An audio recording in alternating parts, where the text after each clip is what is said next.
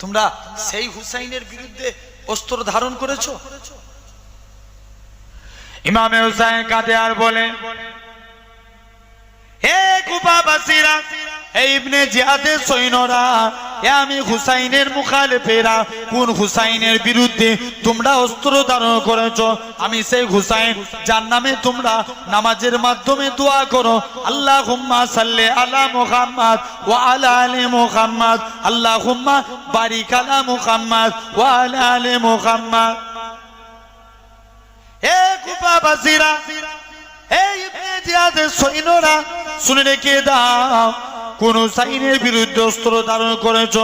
আমি হুসাইন ছেলেবেলায় আমার নানাজান সিজদারত অবস্থায় ছিল, আমি হুসাইন নানাজান নানাজান নানাজান বলে আল্লাহ নবীর পিঠেতে চড়ে বসলাম। হযরতে আল্লাহ নবী সিজদা দেয়, মনে মনে করে আমি রাসূলুল্লাহ যদি সিজদা থেকে মাথা তুলি আমার হুসাইন পড়ে যাবে, আমার হুসাইন পড়ে গেলে আমার ফাতেমার কষ্ট হবে, আমার ফাতেমার কষ্ট আমি রাসূলুল্লাহ সহ্য করতে পারবো না। তাই আল্লাহ নবী সিজদার তাসবিহ খানা বাড়াতে লাগে, সুবহান রাব্বিয়াল আলা, সুবহান রাব্বিয়াল আলা, সুবহান রাব্বিয়াল আলা। আল্লাহ নবীর পিঠ থেকে হুসাইন নামে না, আল্লাহ নবী সিজদার তাসবিহ খানা বাড়াতে লাগে, সুবহান রাব্বিয়াল আলা, সুবহান রাব্বিয়াল আলা।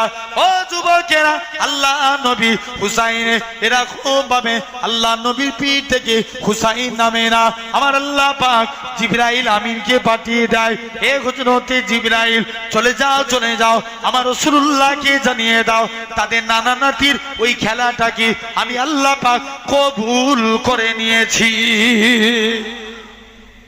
যাও সেই হুসাইনের বিরুদ্ধে, সেই হুসাইনের বিরুদ্ধে অস্ত্র ধারণ করেছো।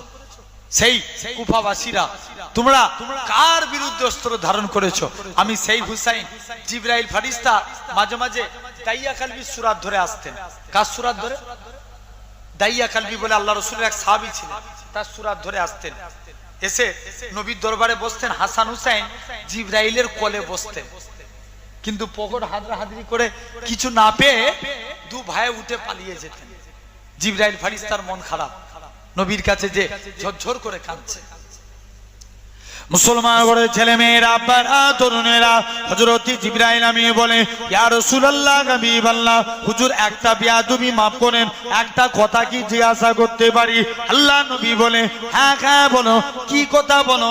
ইয়া রাসূলুল্লাহ, হাবিবাল্লাহ, আপনার দুটো নাতি ইমামে হাসান হুসাইন, আমি জিবরাইলের কোলে এসে বসে আমি জিবরাইলের মনটা ভরে যায়, আপনার দুটো নাতি আমার কোলে এসে বসে আবার বসে থেকে উঠে পালিয়ে যায়, হুজুর এজন্য আমি জিবরাইলের মন খারাপ, কি ব্যাপার বলুন?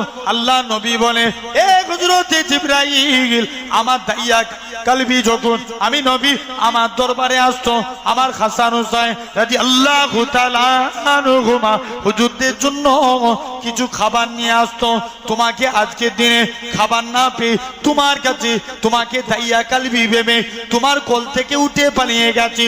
হযরত জিবরাইল আমিন বলে, ইয়া রাসূলুল্লাহ, হাবিবাল্লাহ, হুজুর আপনি আমায় সময় দেন, আমি যাব আর আসবো। আল্লাহ জান্নাত থেকে আপনার দুটো নাতিকে জান্নাতি খাবার খাবো।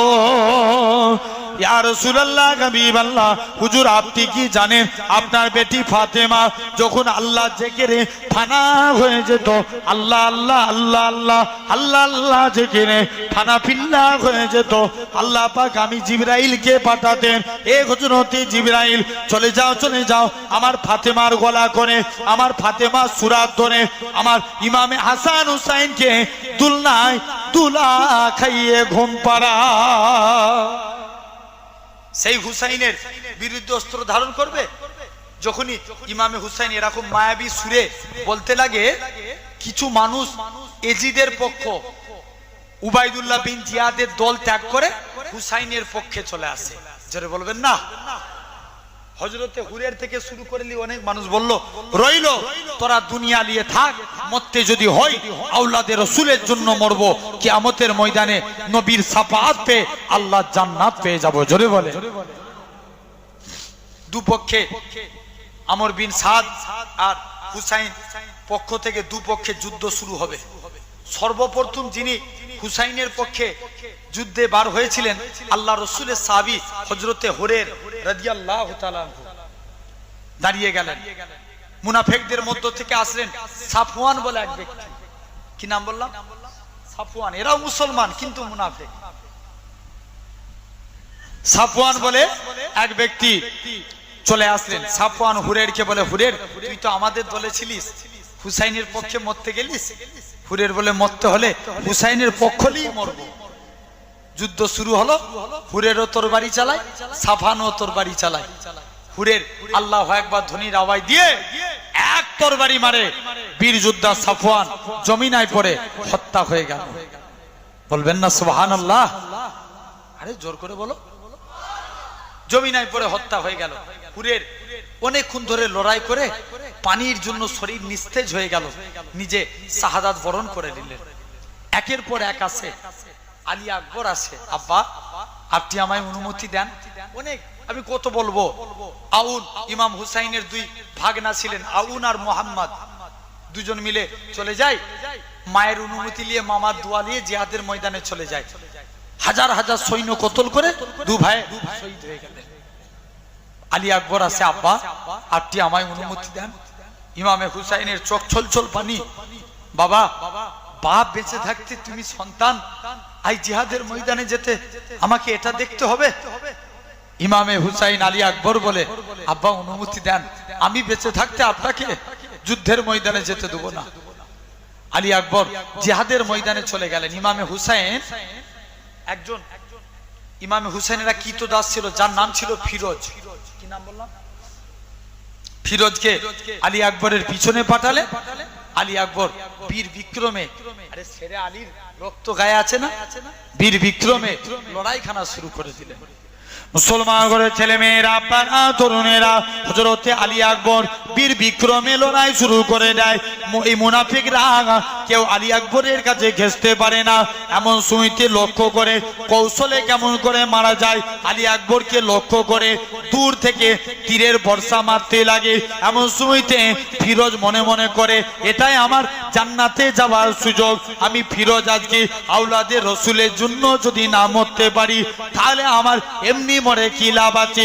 যখনই আলী আকবরকে তীর ছুঁড়ে মারে, ফিরোজ তীরখানা নিজের শরীরে গেঁথে নেয়, আবার তীর ছুঁড়ে মারে নিজের শরীরে গেঁথে নেয়। এরা খুব ভাবে তীর গেঁথে গেঁথে ফিরোজ শাহাদাত শহীদ হয়ে গেলেন। আলী আকবর কতক্ষণ লড়াই করবে, পানির পিপাসায় হাহাকার করে মায়ের কাছে আসে, ও জনম দুঃখী মা, মা গো তোমার কাছে যদি পানি থাকে মা একটুখানি পানি পান করাও। আমি আলী আকবর একাই এই মক্কার দিনে এই কারবালা প্রান্তরে একা এদেরকে সব হত্যা করে ফেলবো। পানি নাই, লড়াই করতে করতে শরীরের পিপাসায় নিস্তেজ হয়ে গেলেন। একজন মুনাফিক এসে আলী আকবরকে শহীদ করে দিলেন। আলী আকবর শহীদ হয়ে গেলেন। বাচ্চারা অনেকক্ষণ তো পানি পানি করে হাহাকার করে, বাচ্চারা পানির জন্য হাহাকার করে, পানি পানি করে চিৎকার দিয়ে উঠে। ইমামে হুসাইনের একজন পতাকাধারী ছিলেন, যেনার নাম ছিল আব্বাস ইবনে আলী, মানে ইমামে হুসাইনের সৎ ভাই ছিলেন। কি ছিলেন? সৎ ভাই, সতার ভাই আব্বাস ইবনে আলী। তিনি বলছে, ভাই হুসাইন, বাচ্চারা আমাদের ছেলেরা পুলেরা আত্মীয় স্বজনেরা পানি পানি করে হাহাকার করবে আর আমি আব্বাস পতাকা ধরে থাকবো না, আমি ফুরাত নদীর ধারে চলে যাব। মুসলমান ঘরের ছেলে মেয়েরা, আপনারা তরুণেরা, হযরতে আব্বাস ইবনে আলী এরা খুব ভাবে তিনি কি করলেন, এক হাতে বাম হাতে পানির মশক ধরলেন, ডান হাতে তরবারি চালায়, তরবারি চালাতে চালাতে সৈন্যগুলোকে সাইড করে দিয়ে ফুরাত নদীর কিনারায় পৌঁছে গেলেন। ফুরাত নদীতে নেমে পড়েছেন। এত পিপাসায় কলজে, 3 দিন ধরে পানি খাই না, পিপাসায় কলজে ফেটে যায়। এতটুকু পানি মশকটা রেখে হাতে তুলেছে পান করবে বলে মনে পড়ে যায় আমাদের আলী আকবর আমার ভাতিজা, সে পানি পানি করে শাহাদাত শাহাদাত বরণ করে, আউন মোহাম্মদ সবাই শাহাদাত করে শহীদ হয়ে যায়। আমি আব্বাস কেমন করে পানি পান করি? না না না না, হযরতে আব্বাস ইবনে আলী এরকম ভাবে পানি না পান করে মশকে পানি বললেন, বাম হাতে মশক নেয়, ডান হাতে তরবারি চালায়। ও যুবকেরা, ও মুরব্বী বাপেরা, ইমান খানা এরকম তৈরি করো। হযরতে আব্বাস ইবনে আলী এক হাতে তরবারি চালায়, এক হাতে বাচ্চাদের জন্য পানি নিয়ে তাঁবুর দিকে এগিয়ে যায়।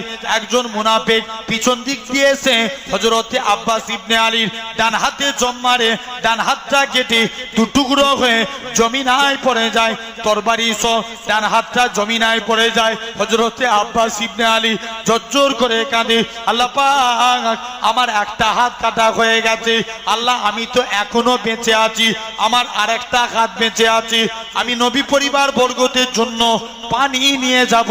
হযরতে আব্বাস ইবনে আলী তরবারি না ধরে বাম হাতে করে এক হাত দিয়ে ঝরঝর করে রক্ত বেরোয়, টপ টপ করে রক্ত বেরোয়। বাম হাতে পানির মশকটা নিয়ে ছুটে ছুটে তাঁবুর দিকে এগিয়ে যায়। ও যুবকেরা, আরেকটা কাপের এসে হযরতে আব্বাস ইবনে আলী বাম হাতে চোখ মারে, দুটো হাত কাটা হয়ে যায়, জমিনায় পড়ে যায়। হযরতে আব্বাস ইবনে আলী তখনও বেঁচে আছে, মনে মনে করে, আল্লাহ আমি আব্বাস ইবনে আলী, আমার দুটো হাত কাটা হয়ে গেছে, নবী পরিবার বর্গদের জন্য কি এতটা পানি নিয়ে চলে এসেছি, আর একটুখানি কি যেতে পারবো না। নিজের দাঁতে করে পানির মশকটা টিপে হযরতে আব্বাস ইবনে আলী তাঁবুর দিকে এগিয়ে যায়। আর একটা কাপের এসে হযরতে আব্বাস ইবনে আলীর গর্দানে চোখ মারে, গর্দানটা কেটে জমিনায় পড়ে যায়। হযরতে আব্বাস ইবনে আলী শাহাদাত বরণ করে না।